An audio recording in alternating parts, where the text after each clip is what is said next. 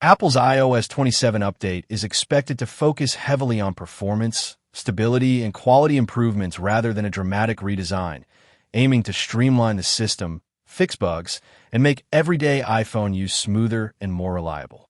Reports suggest that Apple will continue enhancing Apple Intelligence, including smarter Siri features and deeper AI-powered capabilities in apps like Calendar and Health, while refining the existing interface and polishing animations and responsiveness.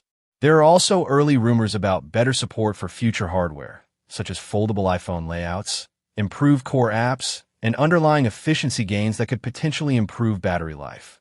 Apple is anticipated to preview iOS 27 at WWDC in June 2026, with developer and public betas rolling out through the summer, and the full public release likely arriving in September 2026 alongside new iPhone models.